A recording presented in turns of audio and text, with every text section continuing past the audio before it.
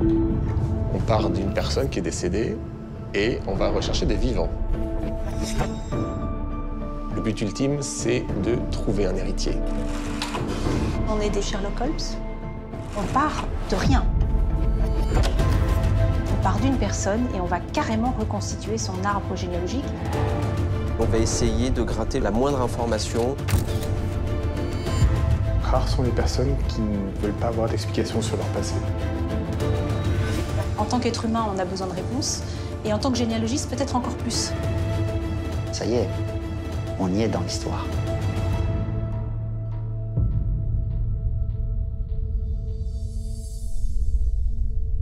Ils sont généalogistes successoraux.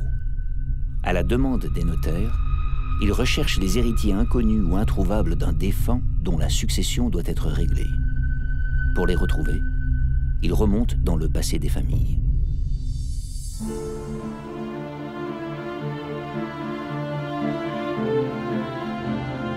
Un généalogiste aujourd'hui est de plus en plus confronté à des dossiers internationaux et notre travail, de plus en plus, nous emmène dans le monde entier. Je m'appelle Damien, j'ai 47 ans et j'exerce depuis 20 ans le métier de généalogiste successoral. Pour le moment, c'est dans la région du Mans que Damien a rendez-vous chez un notaire. Je vais avoir besoin de vos services. Pour rien vous cacher, je connaissais particulièrement le défunt. C'était le voisin de mes parents dont j'ai passé toute ma jeunesse. Ce monsieur Jean était célibataire, sans enfant, et il avait des origines polonaises. Alors, vous me dites qu'il est célibataire, donc Ouais. aucun enfant? Aucun enfant connu. Jamais marié à votre connaissance? Jamais marié, qui a vécu avec ses parents toute sa vie. Ils étaient coiffeurs de métier. Et il avait quel âge notre défunt aujourd'hui? 85 ou 86 ans. Et il n'a jamais travaillé depuis l'âge de 38 ans. Il ne doit pas avoir un gros patrimoine? Eh bien, si. Dans ce dossier, il y a des contrats d'assurance vie, plus de biens immobiliers. Par contre, les assurances vie, le montant ne sont pas moindres. Hein, je pense que ça doit frôler le million d'euros. 1 million d'euros. Ah oui, à peu près. C'est un très beau dossier. C'est rare, un dossier comme ça, oui, sans héritier. oui, 1 million d'euros, oui. Alors, je pense pas que ça vienne de lui. Je pense que ça vient des économies des parents. Le défunt, Jean, dont le dossier ne contient ni photo ni objet, a été placé sous curatelle à la fin de sa vie et le bien immobilier dans lequel il vivait a été vendu, comme tout ce qu'il possédait. Il est décédé comme il a toujours vécu, vieux garçon. Et il n'a jamais pensé, avec un montant pareil, à faire un testament? Il n'était jamais venu vous voir? J'en ai pas. Eh ben, on va avoir à cœur d'aller chercher les héritiers. Bah, oui. Là, il y a une chose que je remarque qui est intéressante pour nous. On a sur l'acte de naissance de notre défunt le lieu de naissance de son papa, Bolewicz, en Pologne. Donc c'est formidable, vous m'apportez une belle recherche et sans doute un beau voyage, puisque si je comprends bien, je pense que les héritiers, en Pologne. Je pense que les héritiers, oui, sont en Pologne, c'est sûr. Damien sait par expérience qu'un grand nombre de familles polonaises a immigré en France dans les années 1920. La Première Guerre mondiale a dévasté leur pays, partagé entre l'Allemagne, la Russie et l'Autriche-Hongrie. Et bien qu'ayant recouvré sa souveraineté en 1918, la Pologne connaît une grande instabilité politique et une terrible situation économique. Conséquence, la misère touche une grande partie de la population et près de 700 000 Polonais immigrent en France à la recherche d'une vie meilleure. Donc, un dossier au-delà d'1 million d'euros, c'est quelque chose d'exceptionnel. C'est quelque chose qu'on voit rarement. C'est un dossier qui est aussi très intéressant. Très intéressant, mais néanmoins aléatoire. C'est-à-dire que je sais que je vais aller sans doute en Pologne, peut-être au-delà, encore dans d'autres pays. Je vous raccompagne. Je devine qu'il y aura un très gros travail avant de découvrir l'ensemble des héritiers de ce monsieur. Pour essayer d'en savoir plus, Damien décide de se rendre à l'ancienne adresse du défunt et d'enquêter auprès du voisinage, en l'occurrence auprès des parents du notaire qu'il vient de rencontrer. Bonjour madame, Damien Gérard. Bonjour monsieur. Bonjour. C'est très gentil à vous de me recevoir. Merci. Voilà. Alors vous étiez les voisins? Complètement. Nous-mêmes les plus proches voisins, puisque monsieur Torchala habitait là. Nous sommes ici depuis 68. On a donc été 45 ans voisins.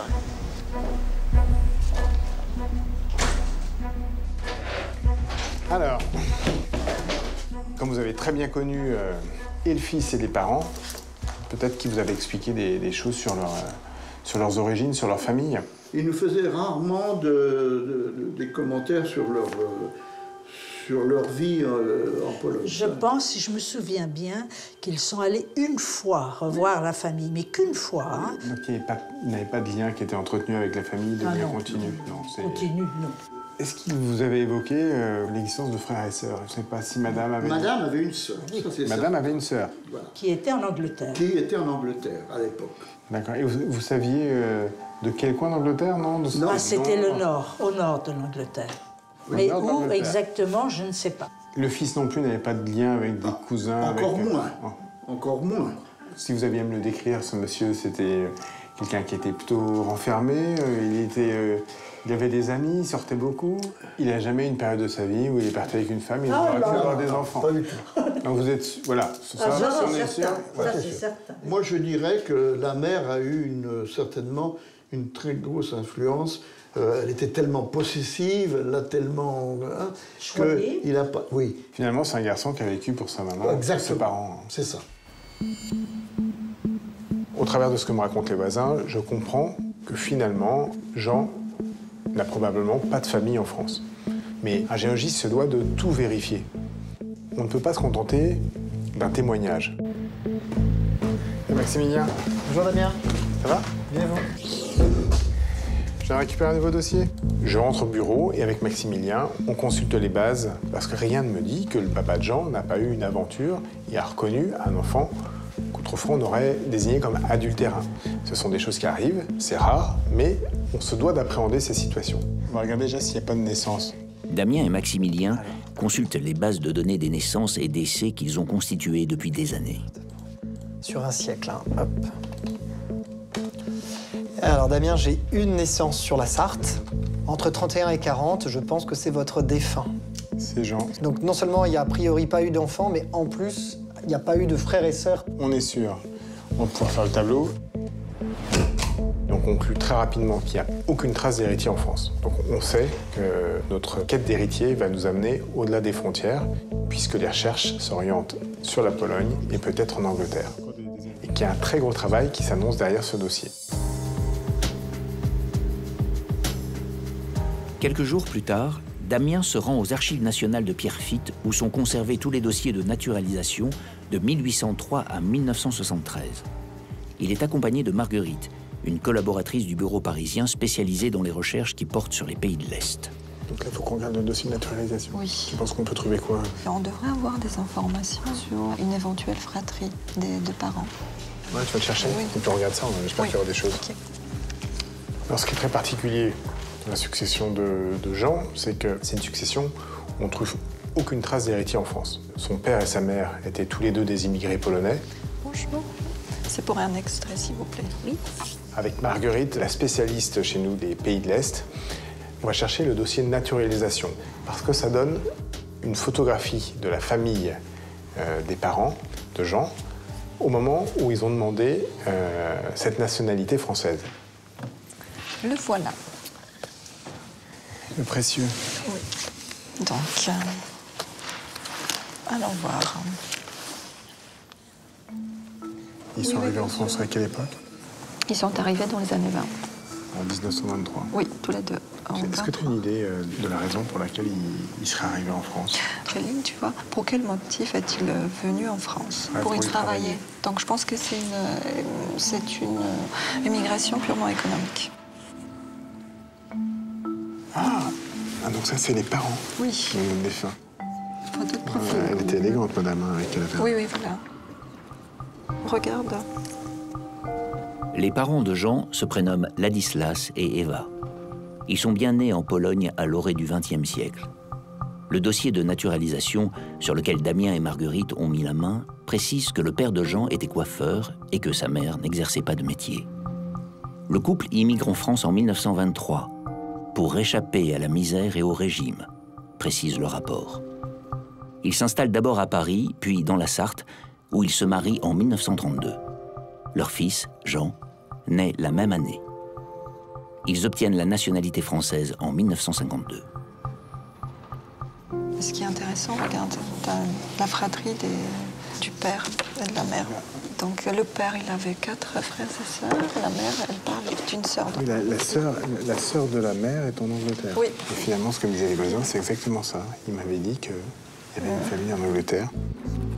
C'est un dossier qui s'annonce bien quant à la potentialité des héritiers, mais ce n'est pas parce qu'on trouve des cousins, que l'on trouve des oncles et tantes, que l'on découvre des héritiers. Parfois, c'est extrêmement frustrant dans le travail d'un généalogiste d'avancer, de construire, d'échafauder toute cette famille pour au final ne découvrir que des personnes qui sont décédées. Un généalogiste heureux, c'est un généalogiste qui a trouvé des vivants.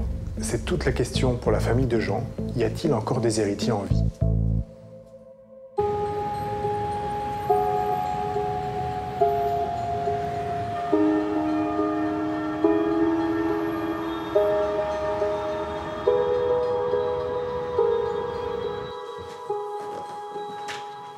Bonjour Marguerite. Bonjour Damien. Ça va? Bien, et toi? Très bien. Alors, est-ce que tu as pu avancer sur nos dossiers? Écoute, oui. Alors? On a retrouvé le décès de la tante maternelle en Angleterre. Et tu vois, le déclarant ne fait pas partie de la famille. Donc je pense qu'il n'y a pas eu de descendance de leur côté. Ouais. Donc on n'a pas d'héritier de ce côté-là? Non. Et donc j'ai fait la recherche dans les bases d'état civil anglaises. Ouais. Et j'ai trouvé un testament.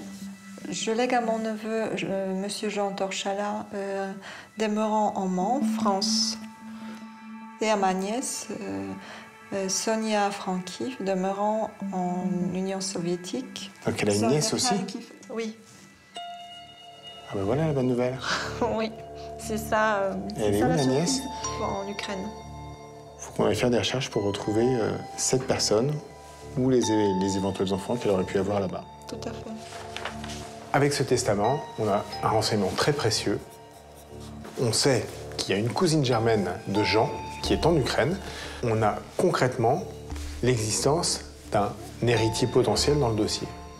Son adresse, on la connaît approximativement puisqu'on a un nom de ville qui va nous permettre, nous, de poursuivre nos recherches. Peut-être qu'elle est encore à cet endroit, peut-être pas. En tout cas, ça nous donne un point d'ancrage pour poursuivre nos investigations. Jean aurait donc finalement une cousine lointaine dans une ancienne province polonaise devenue ukrainienne après la Seconde Guerre mondiale. Damien va-t-il réussir à la retrouver?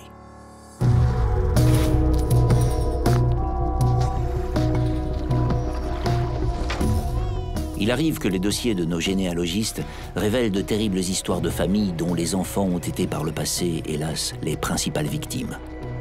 Lorsque les filiations s'établissent, les secrets s'exhument et les drames refont surface. Quant aux douleurs, elles reviennent alors comme la course d'un boomerang, aussi violente qu'à l'origine.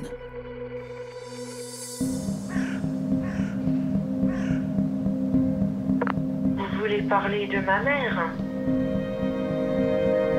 Elle les a déposés à l'assistance publique. J'ai failli mourir à la suite de ces coups. Ah, monsieur, vous savez, quand vous êtes abandonné à 18 mois, je sais pas si vous voyez ce que ça peut être. C'est quand même une femme qui martyrise des enfants. Moi, ça n'a jamais été ma mère, c'est une génitrice, point barre. J'ai toujours dit si un jour elle venait devant moi pour me demander quoi que ce soit, je la recevais avec un flingue.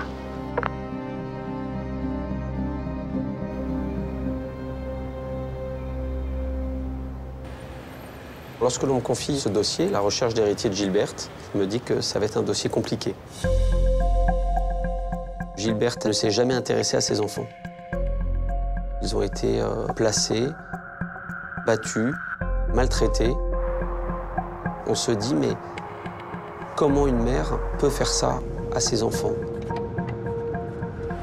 Je m'appelle Paul Loriot, j'ai 41 ans et je suis généalogiste successoral depuis 15 ans. Bonjour Benoît. Bonjour Paul. Tu vas bien? Oui, et toi? Oui, très bien. Alors voilà la maison de Gilberte, notre défunte. C'est une maison un peu à l'image, je crois, de cette femme, sombre, dure, et qu'on appelle la maison aux rats. La maison aux rats? Oui. Il y a beaucoup de rats et de puces dans cette maison. On voit pas grand-chose.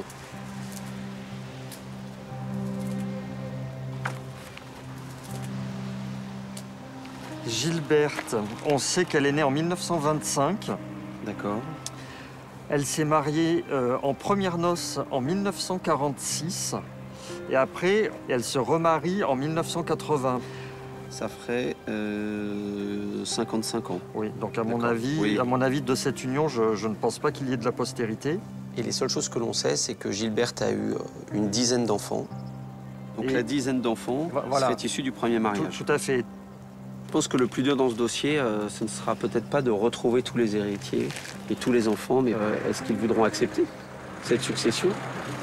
Est-ce qu'ils vont accepter, non pas renoncer, ne voulant pas hériter d'une femme qui les a battus, abandonnés?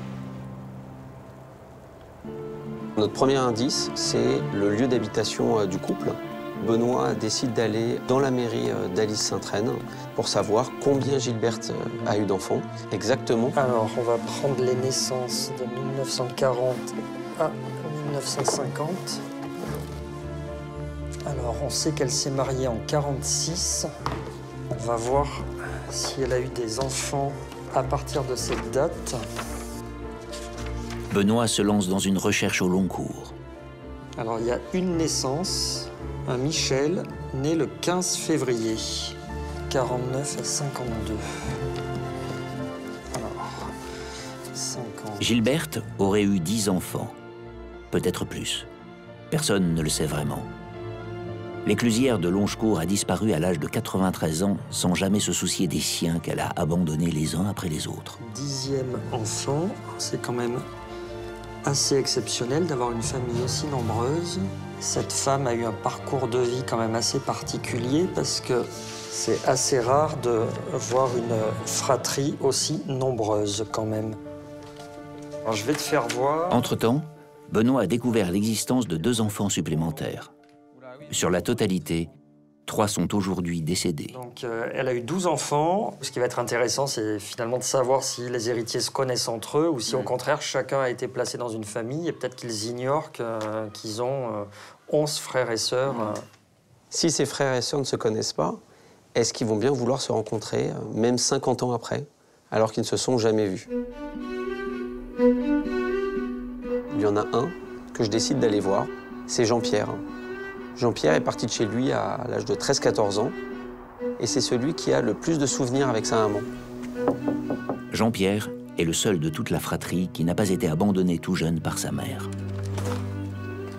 Bonjour monsieur Paul Loriot. Bonjour Jean-Pierre. Bonjour enchanté. Enchanté. Merci de nous recevoir. Entrez. Merci. Pardon, merci.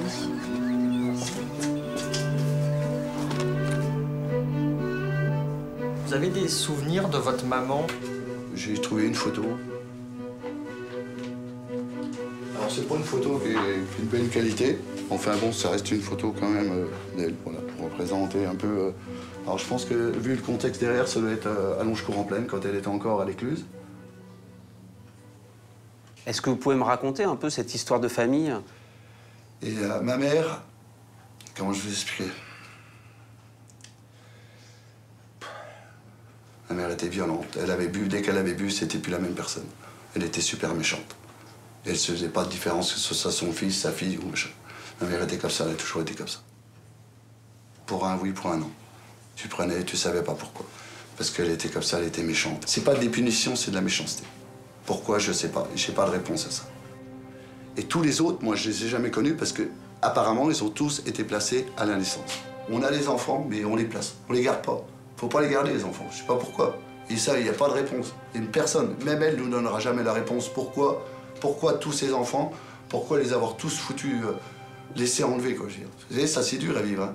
Est-ce que si je vous cite certains prénoms de vos frères et sœurs, ça pourrait peut-être vous rappeler quelques souvenirs? Ben, peut-être, oui. Alors, une sœur qui s'appellerait Anne-Marie, ça vous évoque quelque chose? Jamais entendu parler. Un frère qui s'appelait Jean-Claude? Non. Non, ça ne vous dit rien? Un autre frère qui s'appelait Bernard et qui est décédé lui aussi? Jamais. Ça ne vous dit rien? Un autre frère qui s'appelait également Guy? C'est pareil, monsieur, ça, vous n'en avez jamais entendu parler? Jamais entendu parler. D'accord. Moi, j'avais toujours cru qu'on était 4, et puis là, on t'annonce qu'effectivement, on était 14 ou 15. Ça fout une grande claque. Accepteriez-vous de rencontrer vos frères et sœurs? Ah ouais, je suis partant. Après, j'ai un peu peur. J'ai un peu peur que les autres aient une mauvaise réaction par rapport à moi, du fait qu'ils ont été placés et que moi, j'ai pas été.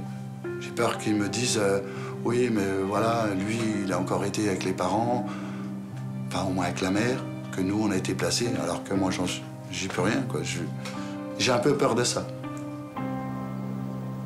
La rencontre est programmée dans quelques jours, là où habitait la mère de Jean-Pierre et des autres enfants.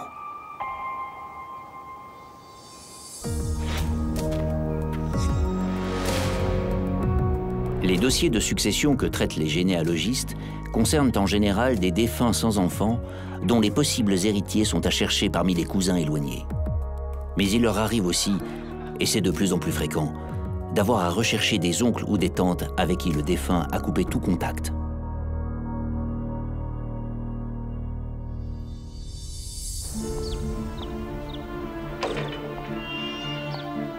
Quoi qu'il en soit, chaque dossier de succession raconte une histoire particulière.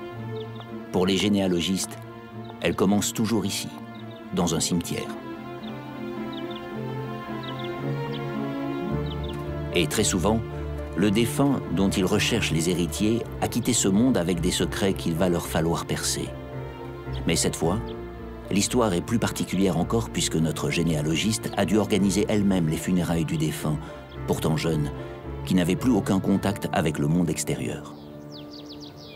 Pour moi, le décès de Patrick est évidemment un dossier. J'exerce un métier, je dirais que c'est classique. Pour nous, nous n'avons affaire qu'à des dossiers de succession. Donc c'est un dossier, mais c'est avant tout une personne décédée, jeune, qui n'a pas de famille près de lui au moment de son décès.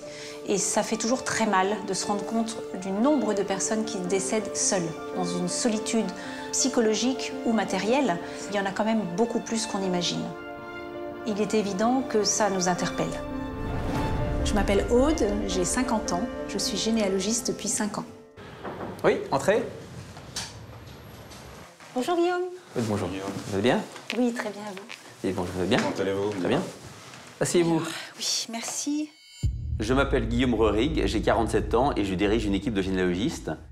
Donc je crois que vous êtes allé aujourd'hui au cimetière, donc... Oui, je me suis rendue sur place pour voir un petit peu comment les choses s'étaient agencées, hein, puisqu'on s'est occupé de la sépulture, de mettre une plaque nominative, donc c'est très bien. Et donc évidemment, je me suis un peu renseignée auprès du notaire pour savoir un petit peu s'il y avait des pistes qu'on pouvait d'ores et déjà aller chercher. Aucune famille connue? Aucune famille connue. On sait que Patrick a eu au moins 2 concubines, dont une dont j'ai les coordonnées, donc je vais me rapprocher d'elle évidemment pour connaître un petit peu la vie de Patrick, savoir ce qu'elle sait surtout sur la famille, si elle peut peut-être nous aider. Et vous, Philippe, en termes de recherche? D'un point de vue généalogique, donc on est parti de l'acte de décès. Je pense qu'il habitait dans la maison familiale parce que, vous voyez, il est mort à Damary. Et je me rends compte que le père est mort à Damary aussi. Donc il y a quand même, à mon avis, une similitude d'endroit, c'est pas par hasard. On a la certitude, de par nos premières recherches, qu'il est enfant unique, il n'a pas de frères et sœurs. Parfait, écoutez, bon courage vous deux. Je pars à Toulouse pour retrouver Sylvie, l'ex-concubine. Elle va forcément pouvoir m'en apprendre un peu plus sur la vie de Patrick.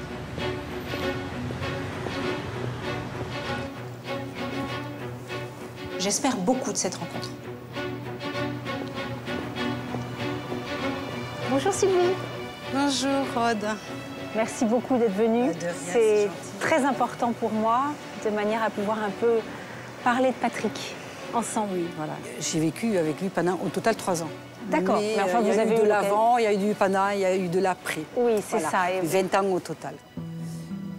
Voilà, donc Patrick avec son papa. Donc ça, c'est Patrick, très bien. Avec son papa, d'accord. Donc là, c'était avec sa maman. Et avec sa maman, très bien. Eh bien, là, c'est un peu taquin. Hein. Il aimait bien se mettre devant l'appareil, se prendre en photo. J'en ai quelques-unes comme ça. Patrick exerçait le métier de chauffagiste en région parisienne. Très malade, il est décédé prématurément à l'âge de 50 ans. Alors là... Là, c'est... là, c'est vous? Ou alors là, on s'est fait un selfie à la Foire du Trône, devant le manège. Patrick, ça a été l'homme de ma vie. Au moment de son décès, la famille de sang n'était pas présente. D'où est partie cette fracture familiale? Je sais que suite au décès de la mère, qui est survenu 5 ans après celle du père, il s'est senti abandonné. Et là, la famille, il ne fallait plus en parler. C'était fini. Après la mort de ses parents, Patrick a en fait coupé les ponts avec sa famille et ses amis et s'est enfoncé dans la solitude. Merci beaucoup, en tout cas, Sylvie, de m'avoir accepté à vos côtés pour parler de ce moment compliqué. Merci beaucoup, en tout cas. Je vous raccompagne un petit moment. D'accord, merci. Je vous en prie. Quand je rencontre Sylvie, hormis l'histoire émotionnelle et forte de la personnalité de Patrick, je n'ai absolument aucun élément qui va me permettre d'avoir des pistes familiales. Je n'ai pas de nom, je n'ai pas de lieu, je ne sais pas où aller. Et donc, tout le travail reste à faire. Bonjour Philippe. Bonjour Aude. Je viens de voir pour le dossier de Patrick. J'ai eu Sylvie, que j'ai eu une première fois au téléphone et que j'ai rencontrée également, et qui a vécu avec lui pendant plus de 20 ans. Donc, qui, bien sûr, connaissait bien Patrick. Confirme bien qu'il est sans postérité, qu'il était unique. Oui, tout ça, sur ce terrain-là, elle est certaine. Okay. Par contre, elle sait qu'il y a de la famille, mais elle est incapable de dire qui, comment. Voilà. Tout ce qu'elle sait, c'est qu'il y a eu une véritable fracture familiale. Une rupture familiale. Écoutons l'état, la généalogie confirme bien que Patrick a pour maman Raymonde, qui est née à Choisy-le-Roi. Elle a 1, 2, 3, 4 sœurs qui sont décédées. D'accord, donc 5 enfants. Oui, et donc la maman a une sœur encore vivante, Denise. Ce qui m'interpelle lors de cette recherche, c'est que finalement il est décédé sans famille et que nos premières recherches nous permettent de retrouver une tante vivante. Et donc la phase numéro 2, c'est de retrouver cette tante pour la questionner, pour comprendre finalement cette histoire de famille.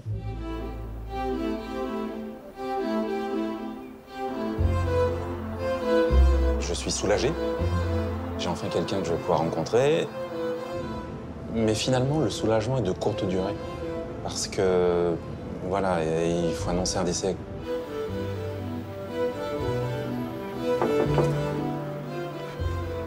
Bonjour, madame.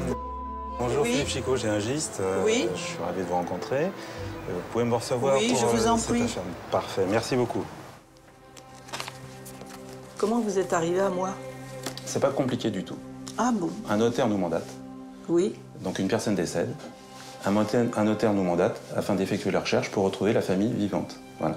Et il se trouve qu'en l'occurrence, lors de cette recherche, on est donc parti d'un défunt.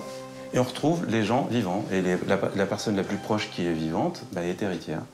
Et en l'occurrence, c'est vous. Voilà. Mais alors, qui c'est qui est décédé? Il s'agit de votre neveu, Patrick. Voilà. Il a une quarantaine d'années. Eh oui, il est né en 68, comme moi. Donc Patrick était né le 22 juillet 68, à Savigny-sur-Orge. Il est décédé le 2 mai de cette année, à Damary-les-Lys.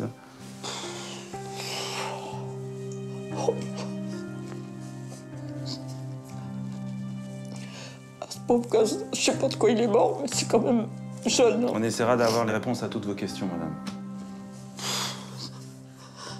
J'aurais préféré que ce soit de quelqu'un que je connaisse pas.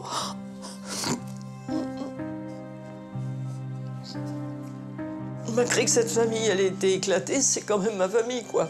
C'était un pauvre petit quand même, hein. Ouais. Fragile, très fragile, Patrick. Je pleure. Je dis que j'aurais peut-être dû pleurer avant, et puis les voir plus.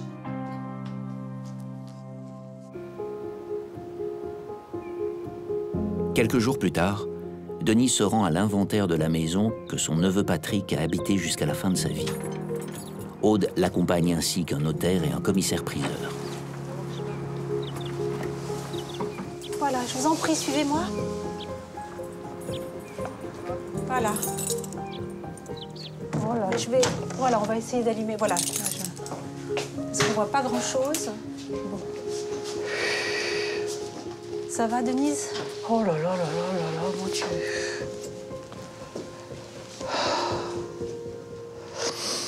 Que de choses, que de médicaments, que de... Oui, je crois qu'il était quand même bien malade. Hein. pauvre Patrick. Je vais vous accompagner parce que c'est pas facile. Alors là, effectivement, il y a un peu de...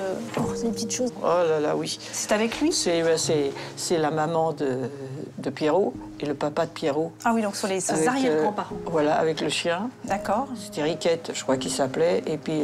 et ça, c'est Patrick. Oui. Jeune petit garçon blondiné. Bébé, oui. Ah oui. Ça vous fait peut-être plaisir de la voir, non, cette photo? Les photos, oui, si c'est possible. Après le restant, non. Là, je ne sais pas du tout ce qu'il y a. Oh, ce sont des petits souvenirs, ça. Voilà, ça devait être probablement à son papa, cette montre Gousset. Qu'il avait toujours là, son père. Il y a même un petit mot dedans. Gardez cette montre. Elle a appartenu à mon père. Cette montre me rappelle mon enfance lorsqu'il me faisait écouter le tic-tac à mon oreille. Elle a 102 ans. Donc, ça, c'est du personnel, oui. Personnel. Oui. C'est, voilà, le temps qui passe. Alors, regardez. Donc là, on a quand même différents bijoux. Il y en a certains que vous connaissiez, vous pensez? Oh bah oui, c'est les bijoux de ma sœur, ça, il y en a. Là, oui, il y a encore des petites barrettes, voilà. Ah oui, il y a même, regardez. Oui, petite médaille de naissance, peut-être. Oui. Voilà. Et là, c'est de l'or, ça, Mathias, a priori. Alors, le pendentif, oui. Le deuxième pendentif, oui. Et là, je suis en train de vérifier la chaîne. Je suis pas sûr, la chaîne. Je vois pas grand-chose. Oui. Alors, elle est fracturée. Donc, c'est plus un débris, en fait. Et c'est du poids d'or. En tant que débris, on n'a pas l'obligation de le poinçonner, mais oui, ça vaut par rapport au poids. Par curiosité, la montre à Gousset... Pas d'intérêt, c'est du métal argenté, et c'est sans valeur. D'accord. Par contre, il y a un joli lot d'or. Oui. C'est pas de l'or extraordinaire, mais c'est quand même de l'or, et ça vaut quand même un peu d'argent. D'accord. Merci beaucoup. Le patrimoine de Patrick, constitué de cette maison ainsi que des meubles et objets que le commissaire vient d'évaluer, s'élève au total à 280 000 €. Denise touchera la somme de 70 000 € une fois les frais de recherche et de succession déduits. Et deux autres cousines germaines du défunt toucheront, elles, 35 000 € chacune.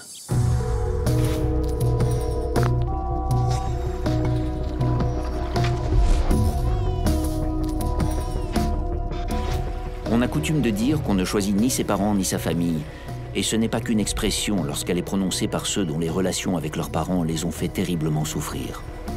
Ce fut le cas pour les 14 enfants de la défunte Gilberte, tous abandonnés, sauf un.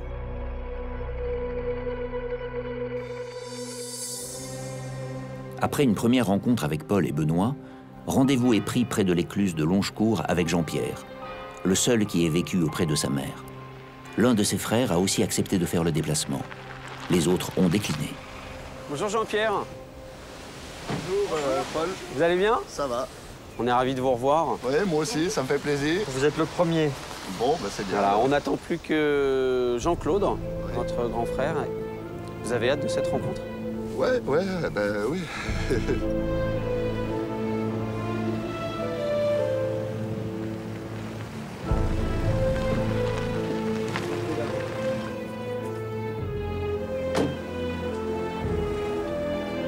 Bonjour Jean-Claude. Bonjour. Vous allez bien? Ça va très bien, merci. On a fait bonne route. Tenez, je vous présente Jean-Pierre, votre frère. Enchanté. On se fait la bise. Très content de te connaître. Ouais, moi aussi. Moi aussi.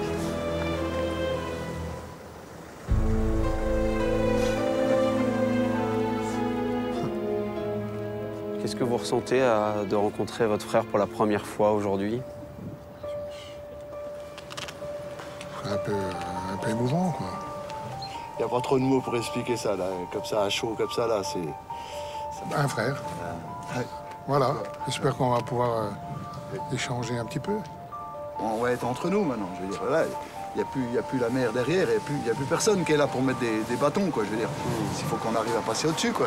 Autrement, on restera tous dans notre coin, toujours, tout le restant de notre vie, hein, si on reste comme ça.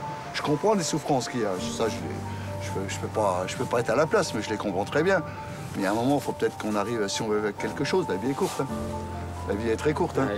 Ma mère, je l'ai vue pour la dernière fois, je l'ai vue le 14 décembre 1955. Elle nous a mis à l'assistance publique à Dijon. J'ai jamais eu de contact après. Plus jamais? Plus jamais. Vous n'avez pas voulu ou... Au début, j'ai pas voulu. Puis après, bon... Bonjour maître. Bonjour monsieur Loriot, vous allez bien? Très bien, et vous? Bonjour. Jean-Pierre et Jean-Claude, deux des enfants de Gilbert, accompagnés de leurs femmes. Bonjour mesdames. Bonjour. Bonjour. Allez-y.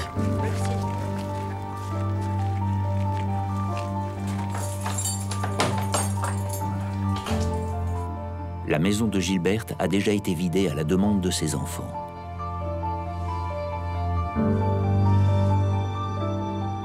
Jean-Pierre voulait voir une dernière fois la maison où a vécu sa mère jusqu'à la fin de ses jours.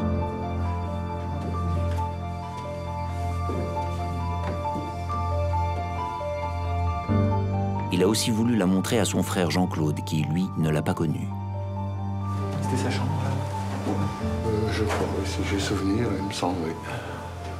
Ça fait bizarre de retrouver, de savoir qu'elle a vécu ici. Jean-Claude, vous n'êtes jamais venu dans cette maison, mais en revanche, Jean-Pierre, vous vous souvenez un peu d'ici? Oui, oui, je suis venu. Là, je vois qu'il y avait plein de tableaux, de cadres. Bah alors, notre mère, ici, là, c'était sa niche, elle faisait... elle avait les Saintes Vierges, elle avait le crucifix, il y avait tout là. Elle avait une photo de l'abbé Pierre, elle avait le pape, elle avait tous ses cadres, tous ses vierges. Tout ça s'était aménagé comme ça. Voilà, comme quoi, ouais. Elle faisait quand même des trucs et... Ouais, c'est pour ça qu'on comprend pas trop, parce que... Donc on estime l'actif à environ 120 000 € au total, environ 13 000 € par personne. Quelque part, elle m'a jamais rien donné, ça fait l'occasion d'avoir quelque chose, et puis oui, on partagera avec ma famille, avec mes enfants, mes petits-enfants, et puis... Toutes les souffrances qu'on a eues. C'est une façon de payer sa dette. Oui, voilà. Oui. Merci, bonne fin de journée. Au revoir, maître. Voilà. Lorsqu'on sort de la maison, je suis très satisfait de voir que en quelques minutes, le lien se crée. C'est assez fabuleux de voir que les liens du sang sont plus forts que le reste. Et le seul cadeau que leur mère leur offre, c'est ce lien fraternel qui commence le jour de sa mort.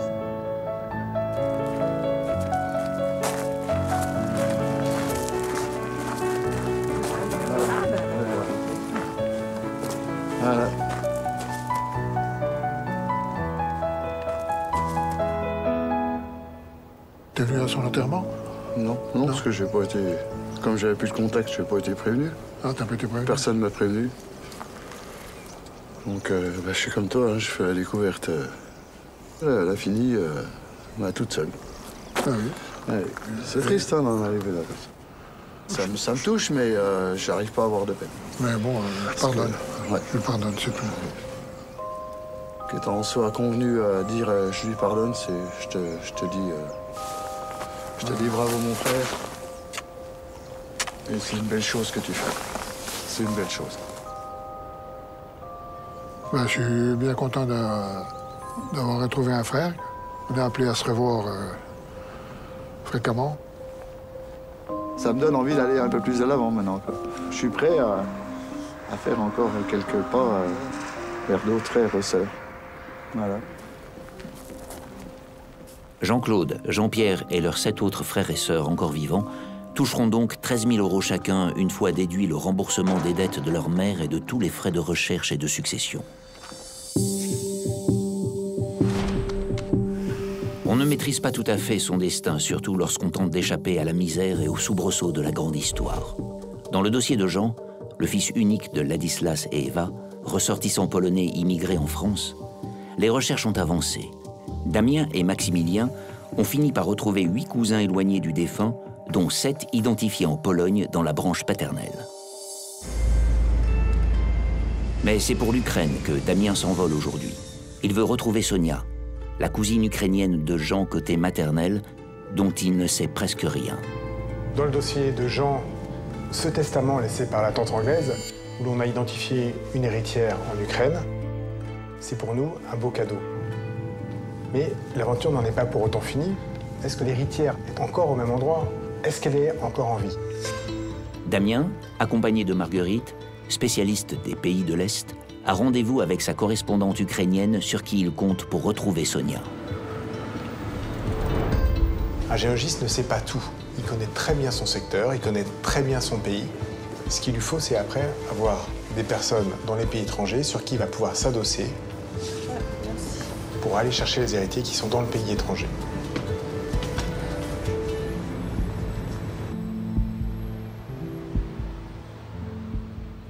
Dans nos recherches, nous, on a pu établir qu'il y avait une nièce qui vivrait en Ukraine, mais qui serait sans doute née en Pologne. Comme Marguerite l'a expliqué, on n'a pas son état civil. Est-ce que toi, tu as pu, à partir de tes recherches, retrouver l'acte de naissance de Sonia?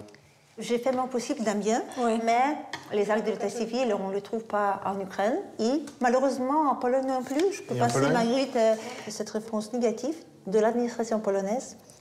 C'est une attestation officielle pour dire tout simplement qu'ils n'ont pas les registres en fait, de 45. Oui, pour les personnes qui étaient déplacées de Pologne en Ukraine, les registres peuvent être détruits ou bien... Elle a été déplacée, donc c'est pour ça qu'aujourd'hui on la retrouvera en Ukraine. Et étonnamment, on retrouve ni en Pologne, ni en Ukraine son acte de naissance. C'est un fantôme quelque part, c'est un fantôme à l'état civil. Cette héritière était autrefois polonaise. Elle est devenue ukrainienne et on n'arrive pas à récupérer ce fameux acte de naissance. Février 1945. Les Alliés sont sur le point de gagner la guerre. Les chefs d'État et de gouvernement soviétiques, britanniques et américains se rencontrent en secret sur les bords de la mer Noire. Ensemble, lors de la conférence de Yalta, Joseph Staline, Winston Churchill et Franklin Roosevelt redessinent les frontières du monde libre. Le maître du Kremlin accapare alors la Pologne. Il retrace ses frontières, réduisant le pays de 200 km au profit de l'Ukraine soviétique. Près de 2 millions de Polonais et d'Ukrainiens vont alors être déplacés sans ménagement, laissant derrière eux leurs biens, leurs maisons, leurs proches parfois.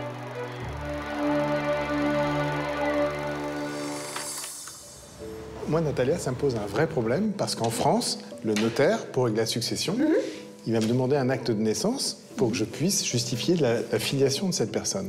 Alors, est-ce que vous, ici, avec l'administration, il y a d'autres moyens, d'autres documents qui me permettraient de pallier l'absence d'acte de naissance? Il ne faut pas se désespérer trop tôt. Normalement, on garde des registres des personnes déplacées, famille par famille. Dans nos archives régionales, les Polonais sont fiers de... Et là, Natalia a une idée. Elle me dit... Notre héritière est originaire d'un petit village qui se situe à quelques centaines de kilomètres de Lviv.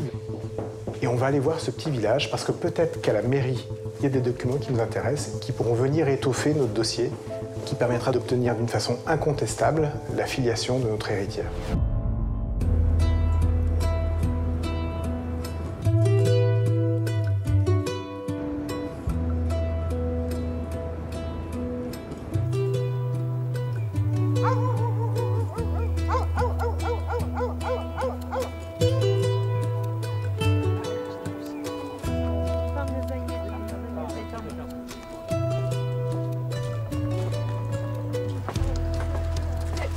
De pouvoir.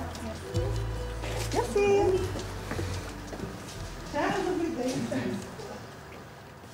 Bonjour. Hello. Bonjour, je suis Natalia, avocate. Voici mes collègues français, Damien et Marguerite. Très heureux.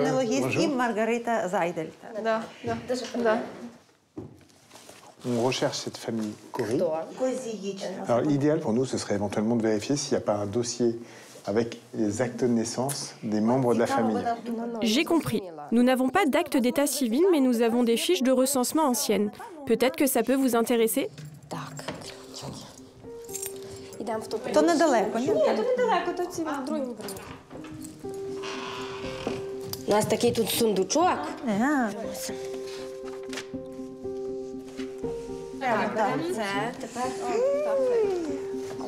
Oui, franchement. La famille.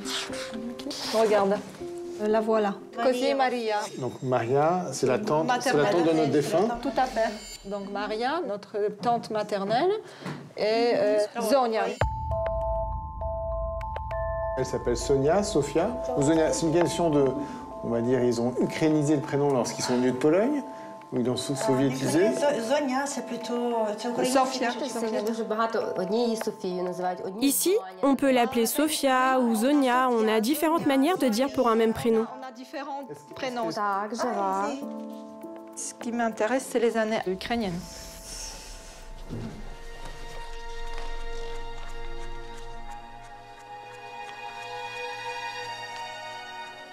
Ilko, Frankiv Sofia. Il y a Sofia, voilà, on la retrouve mariée. Oui, Sofia Frankiv habite ici. Ça veut dire qu'on a Sonia, la fille qu'on avait sur le testament, sera encore en vie aujourd'hui? Oui. Bingo, on retrouve notre héritière. La mère de ce petit village nous indique où habite cette personne. Donc on va effectivement pouvoir la rencontrer en chair et en os. Donc pour le généalogiste, c'est un vrai bonheur.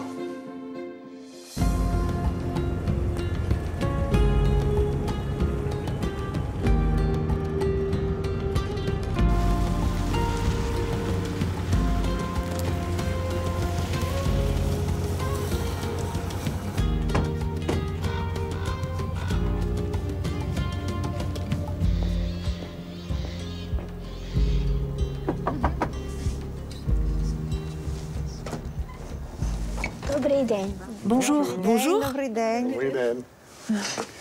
Entrez. Faites comme chez vous. On va enlever nos chaussures. Oui. Parce que... Oui, là, c'est la tradition. On va enlever nos chaussures.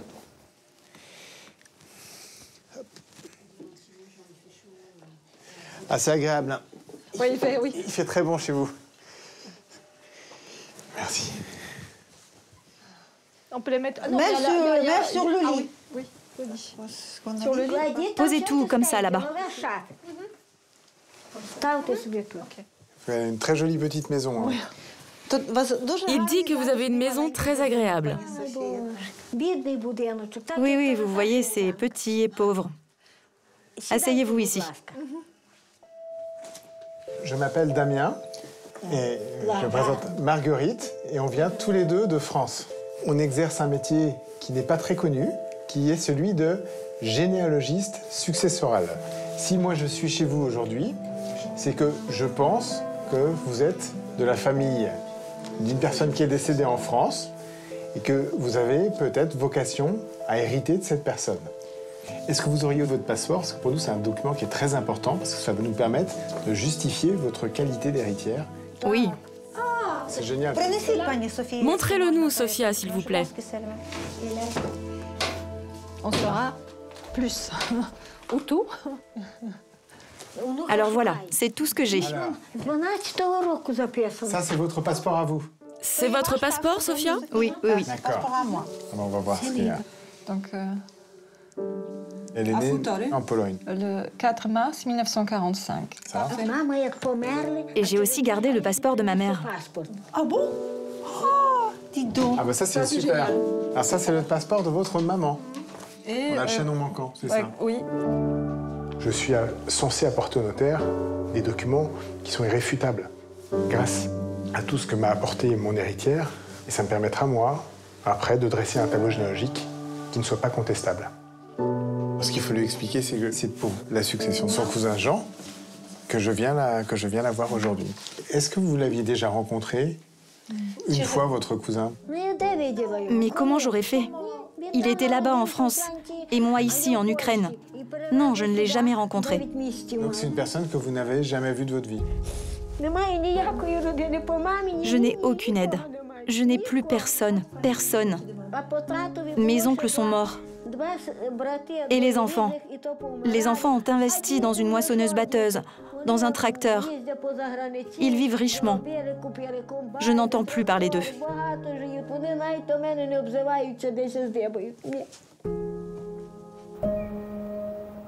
Alors, c'est un dossier de succession qui est important, puisqu'il n'y a plus de biens immobiliers, mais il y a une somme de plusieurs centaines de milliers d'euros à toucher. Comment je vais faire pour toucher l'argent? Alors, est-ce qu'elle a un compte en banque aujourd'hui? Vous avez un compte en banque? Non. Non, alors on fera le nécessaire pour vous ouvrir un compte en banque. Je ne vis que d'une petite retraite de 60 € qui ne couvre pas nos besoins. Je ne peux même pas m'acheter une friandise. Je ne peux rien faire. Ce qu'il faut qu'elle comprenne, c'est que cette somme va bouleverser sa vie et celle de sa famille. C'est-à-dire que c'est un trésor, quelque part, dont ils héritent, et qu'il y aura un avant et un après dans leur vie patrimoniale. Merci beaucoup, Damien. Je serais vraiment très heureuse. Comme vous êtes bon. Que vous êtes bon. J'aimerais vous voir tous les mois. J'aimerais bien vous voir tous les mois. Comme je vous aime. Comme je vous suis reconnaissante. Pour un généalogiste, c'est un dossier magique. On va apporter une fortune à quelqu'un qui est pauvre et qui va devenir riche dans son pays. Rassurez-vous, Sophia, j'espère revenir vers vous très bientôt. Si Dieu le veut. Forcément, son bonheur, on y est associé et moi, je repars profondément heureux. Alors que les 7 autres héritiers de la branche paternelle du défunt toucheront chacun 42 000 €, Sonia, l'unique cousine germaine de Jean côté maternel, touchera, elle, 300 000 €.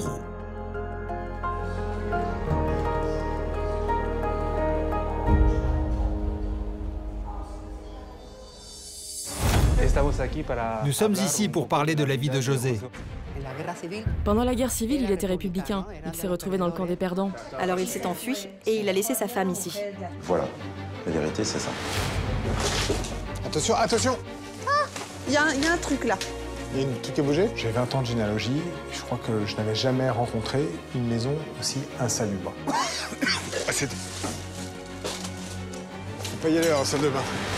Ma sœur, ça fait 40 ans que j'attends. Je ne sais pas comment je vais réagir. Je vous présente votre frère Michel. C'est une belle histoire qui se joue devant moi. Ce sont deux frères et sœurs, qu'ils le veuillent ou non, qu'on les ait séparés ou non.